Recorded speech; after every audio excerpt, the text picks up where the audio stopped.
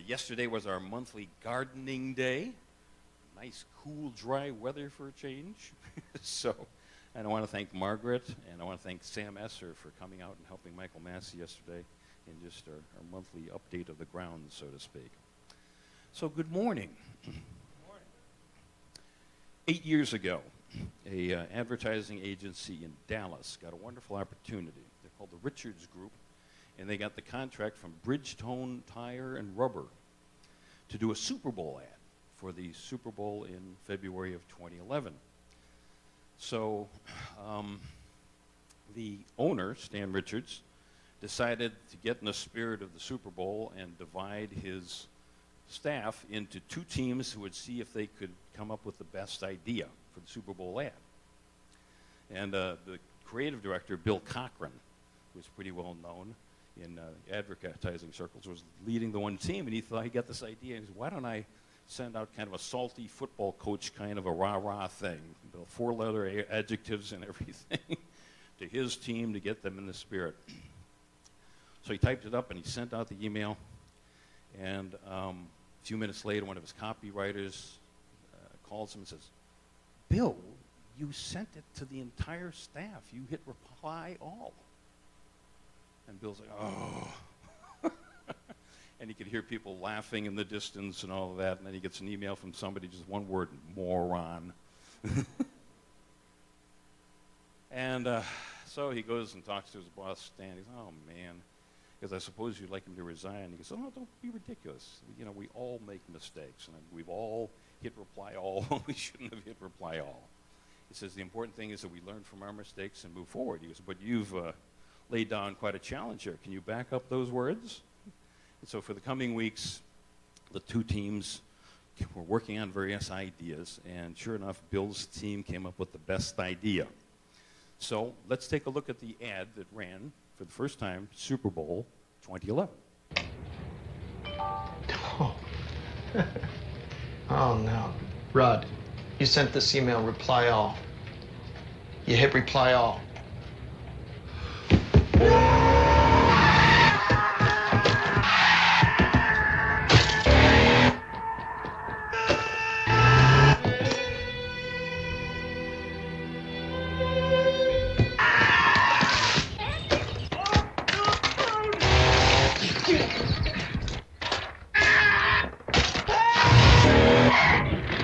I was messing with you. You just emailed it to me. So gullible. Get it! You got me. So when are you headed home? 5-ish? For drivers who want to get the most out of their cars, it's Bridgestone or nothing. I like that.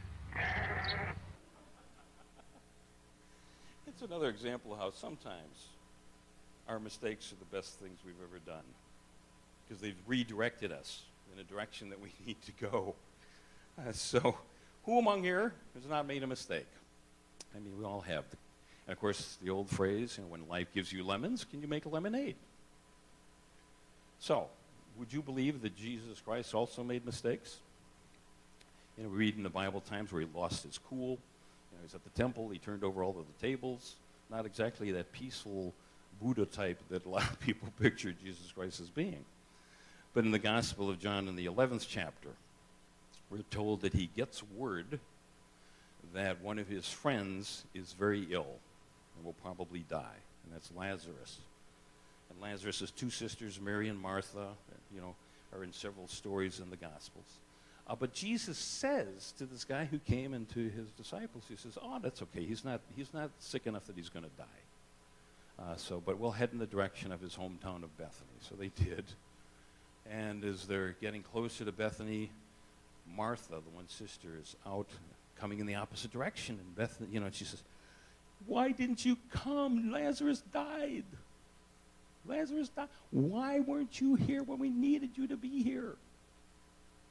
And Jesus looked at her and he said in the 25th verse, I am the resurrection and the life. Those who believe in me, even though they die, will live. And everyone who lives and believes in me will never die. Do you believe this? And Martha answered him, "Yes, Lord, I believe." So they walked to Bethany. By the time they arrived, Lazarus had been in the tomb for 4 days.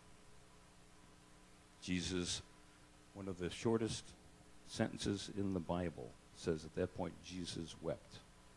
He was feeling the compassion for all of the people around him who were crying over Lazarus' death. But he goes to the tomb, and he says to the caretakers to move the stone door aside.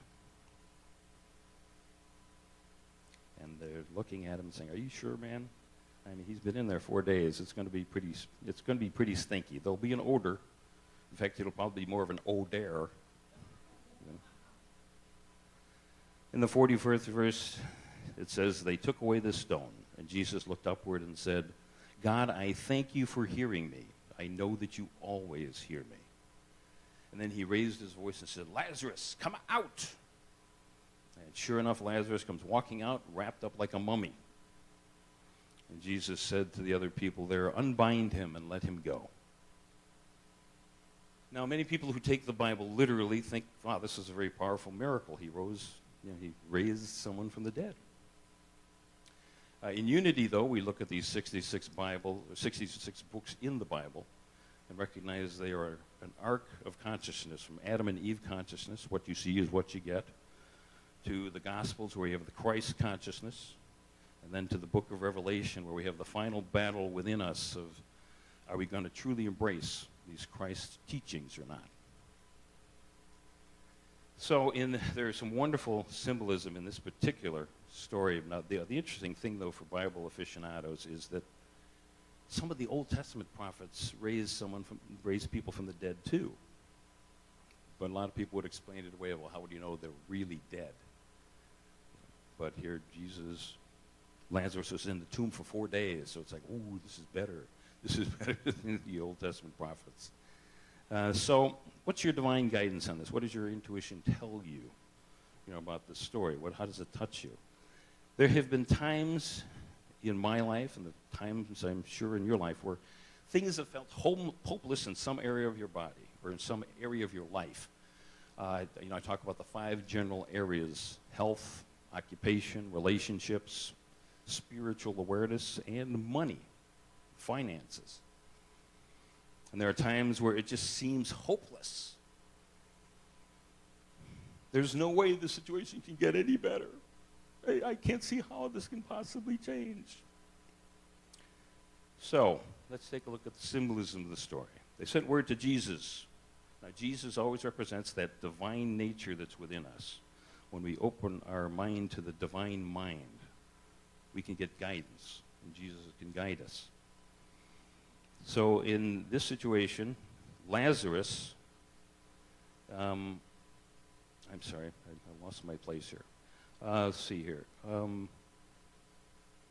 I see, okay. Understanding is sometimes delayed but not denied. I mentioned the divine mind. We get the divine idea, that download. We always have this divine mind available to us. We just need to be aware of it and allow those divine ideas to come through. So, Jesus said to Martha, "I am the resurrection and the life." I am are those words that we know are the name of God, but they're also the name of that divine spark, that divine idea within us. I am is the very essence of who we are. Lazarus, his name actually means he who God redeems. And every place in the Bible has a symbolism to it. Bethany is a town of afflictions. So Jesus has been called, the Christ consciousness has been called to come forward to redeem something that's happening in the place of affliction. So, what's your hopeless situation, as I said before? Jesus approaches the tomb. The first thing he says is, "Take away the stone door." Well, what are the obstacles in your path? The stone door could not be moved by one person. So what's your obstacle? What's your stone door keeping you? The obstacles to what it is you want to see happen. We've all had things that have solidified in our mind, basic beliefs, basic assumptions about life. something maybe we've learned through an unpleasant experience in the past.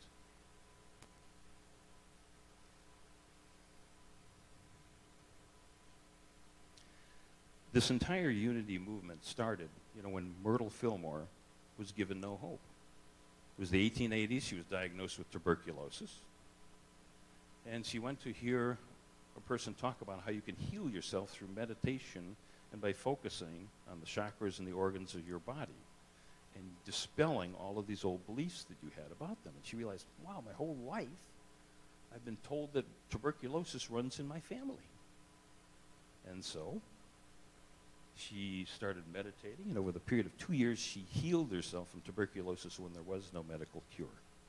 And so in 1889, her husband and her started this unity movement, worked with the techniques that she worked with. Let me tell you sort of another fellow, though. There was a man who, he had a brother who was an alcoholic.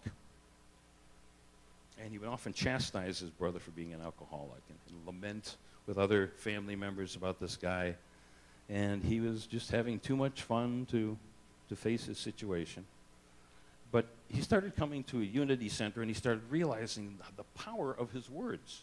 If he's always declaring that his brother is an alcoholic, that he's a drunk, that he's no good, that he's setting his brother's life up for that situation. So he shifted his thinking. Instead of saying, this guy's drunk, he's like, I now picture my brother embracing the divine idea of perfect health. I picture my brother getting in touch with the emotions that may have caused him to want to kill the emotional pain through his drinking. I see my brother's sober. I see my brother living life to the fullest. And what a coincidence. That's exactly what happened. His brother was able to finally hit bottom, like we hear from so many 12-step people. It's like, yeah, you hit the point where you recognize, yeah, I need help. And so he did. So the man said, I realized with my brother, I rolled away the stone door. Now let's get back to Lazarus. When Jesus said, open the tomb, take away the stone door, people says, are you sure there's going to be an odor? And that's the lingering discouragement that we feel. Yeah, we've tried it before that way, but it hasn't worked that way. Whatever the situations, whatever the naysayers are saying, if you know in your intuitive heart that you need to do what it is you need to do, go for it. So if you find yourself saying, and I don't have the willpower, I don't have the strength, I don't have the time, I don't have the blah, blah, blah, blah, blah, blah, blah, blah, blah, yes, you do. Each of us has our 12 powers, and one of them is willpower, the ability to say yes to the divine idea and to move forward with that idea. So, Mary and Martha, two sisters. Mary represents the inner world, and Martha represents the outer world. We need to have a good balance between the two. So Martha came out onto the path and said, she felt that she needed to go find something out here to help, where Mary just kind of held the high watch back at the village of Bethany. And the tomb, of course, a lot of times we entomb some sort of an idea of ourselves or some sort of an idea that we want to have happen. So, Jesus says, Lazarus, come out. Come out of that state of mind. Let go of defeated discouragement. Death of an old idea. What do you believe? What are your basic assumptions? He was in the tomb for 4 days, and the 4, whenever you see 4 come up in the Bible, it means a solid foundation, the 4 corners of a solid foundation. Lazarus is wrapped like a mummy. And how many times have we felt bound up in whatever the negativity is, and not feeling unable to move forward or feeling unable to emerge from the tomb? So think about the messages in this story. What sort of situations have you had in your life where you've proven where at one day it just looked like there's no way this is going to happen? And it did. Which of the 5 areas of your life? Health, occupation, relationships, spiritual awareness, finances. Each of us has that Christ presence within us, and when we turn to it and say, it looks like this thing is dead, we'll get the divine guidance on what it is next to do. I'm going to have Walt put up the slide of just this week's takeaways, things you can take home with you, work with this week. So we start out by recognizing that when we do have a situation that looks hopeless, can we look past the outer appearances?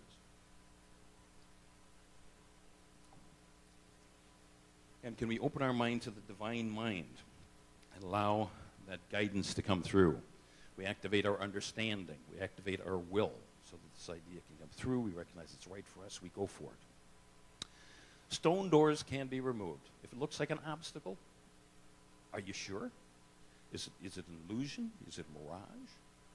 You know, Carlos and I, when we started out in Unity in the 1980s, our minister in Chicago would say, you know, if you see a wall, go ahead and move towards the wall. You might find it's just an illusion. But if you go to the wall and hit it, you hit something solid, you know it's time to change direction. But you don't know until you try. Recognize that you can declare Lazarus come out. It's like, okay, maybe that idea is dead, but it can generate a new idea, like our friends there at the Richards advertising group. Reply All turned out to be the idea that made one of the great commercials of that year. Unbind him and let it go. What sort of lack or limitation thoughts have we had about the situation? Can we let it go? And then recognize that, yes, even lost causes can be found again. So how do these lessons apply in our lives? This is an interesting week. Tuesday is election day. Many people have a lot of anxiety, about what's going to happen that day. Some people feel hopeless about it. As many of you know, this afternoon, after the service, we're going to have a special membership meeting and to talk about the possibility of selling this property and moving our congregation somewhere else. And for those of you who haven't seen the letter's actually out there on the credenza. But this afternoon at 12:30, we're going to open our minds to the divine mind and see what's the highest good of Unity of Tampa. Yeah, it's been a couple rough years, and of course, you hired me. We started at the beginning of the year. So what are we being guided to do? Where are we going to be housed as a congregation? The Gospel of Matthew, 8th chapter, 13th verse says, "Be it done for you as you have believed." So what do you believe? Do you believe in infinite possibilities? Or do you believe there's only one answer? We're going to close with a 3-minute video from the CBS Evening News. And it's about a moment that... Long before I went on the road, there was one road, Malcolm Road, in Toledo, Ohio.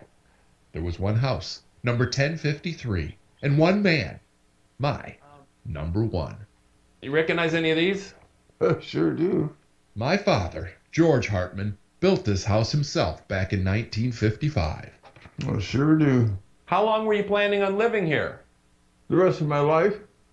But when we built this house, we didn't consider stairs as a factor when you got old. And so here we are. At that moment, elderly parents and their grown children seemed to dread equally the selling of the family home. I prefer to stay, but you also have to realize that all good things come to an end. After my mom died last year, it became increasingly difficult for him to manage on his own. So last month, my brother Joe and I went to Toledo to pack up his things. You see what that is? What is that? My mother's hair when she died. She never got gray hair, as you can see.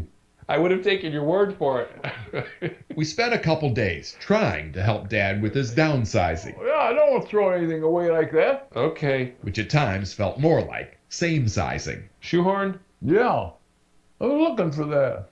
But when pressed, the only things that truly mattered centered on either his faith Rosary? Yeah, or his family. I love you, Dad. Happy Valentine's Day. You want to throw that away? No. A house that raised a family is so much more than wood and shingles. It's home to almost every memory of our younger lives. It's in the background of everything we were and helped make us who we are. It's where we learned to feel safe, sound, and sometimes even invincible. Yes, technically a house is just a place, but at times like this, it sure feels more like a person. My dad is now moving to a one-story apartment near my other brother, Mike, in Atlanta. There you go, Dad. And although I know he's not going to like it at first, hopefully, eventually, he'll be able to focus less on what he left behind and more on what he made possible. Steve Hartman, on Malcolm Road, in Toledo, Ohio.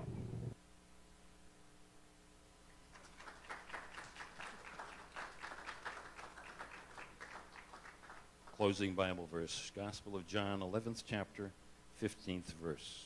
I'm sorry, 25th verse. Jesus said to her, I am the resurrection and the life. Those who believe in me, even though they die, will live. And everyone who lives and believes in me will never die. Do you believe this? And may you always be open to God's guidance and grace. Let's prepare for meditation.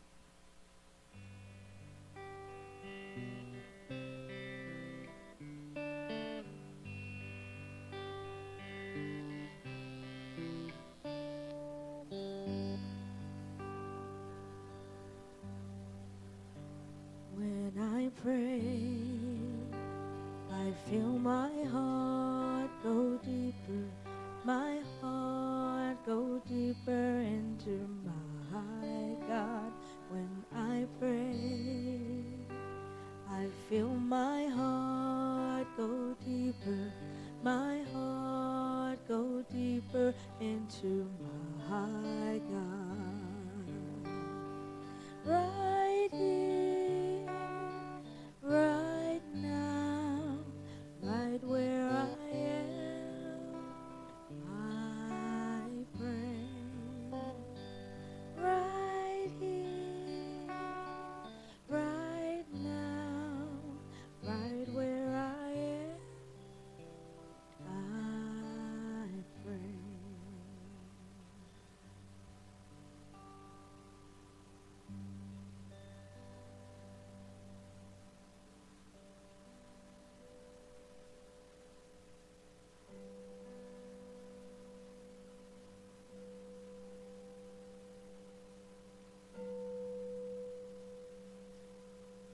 Feel the vibrations of the Tibetan bowl relaxing all your muscles and tissues. If you haven't already, close your eyes. Be still. Go within. Allow a relaxing wave to move from the crown of your head to the bottom of your feet.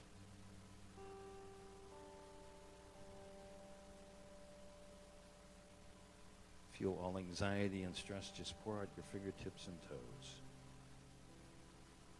Draw your focus from your head to your heart. And from your heart to the center of your torso. The center of the spiritual being having the human experience. The gateway of Qi, as they say in China. The radiating, healing energy of God flowing from that point. That place we focus on when we want to feel centered. Allow any illusion of separation between ourselves and God to just melt away.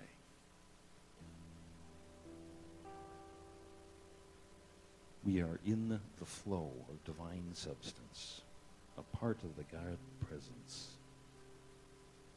We are open and receptive to God's living spirit of truth. We start our meditation by praying for others. Bring to mind any individuals, any families, any groups, organizations, circumstances, or situations that you'd like to pray for now. Let's include the written prayer requests placed in the prayer box out by the front door, and any other requests received here at Unity of Tampa this week. And we see and know that the divine perfection is in and expressing through each of these requests as their highest good. Today and every day hereafter. Let's now pray for our congregation, Unity of Tampa. We now deny, dissolve, and release any thoughts or feelings of lack or limitation for Unity of Tampa. The God presence as unity of Tampa is a divine magnet, attracting anyone who can benefit from our philosophy and attracting prosperity, inner peace, love, joy, health, and wealth to Unity of Tampa and all who come here right now. I now invite you to take the words I'm about to speak as your own prayer words this morning.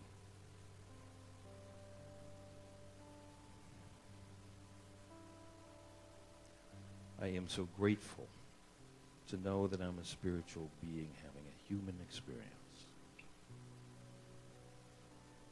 I recognize there is a constant flow of spiritual substance and that I am in that flow.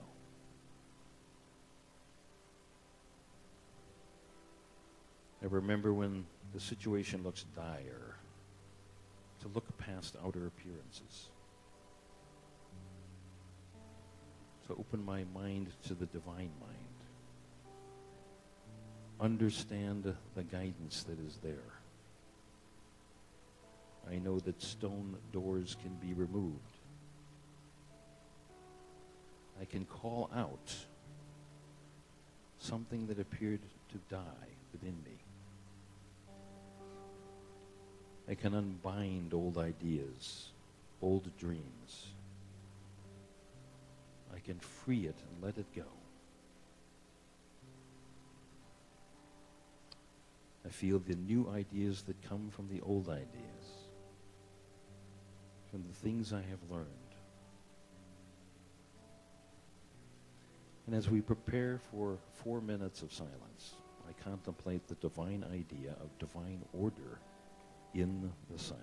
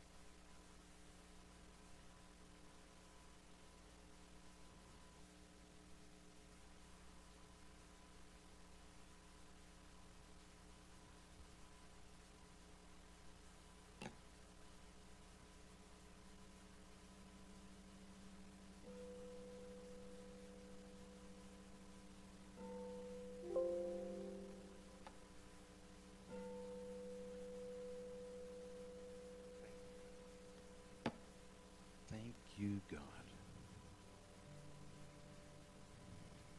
This week I'll keep in the forefront of my mind to be willing to look past outer appearances,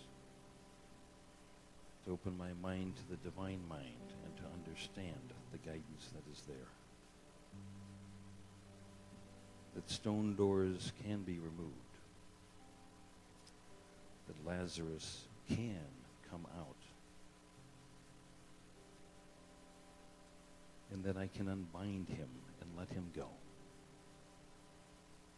Lost causes can be found again.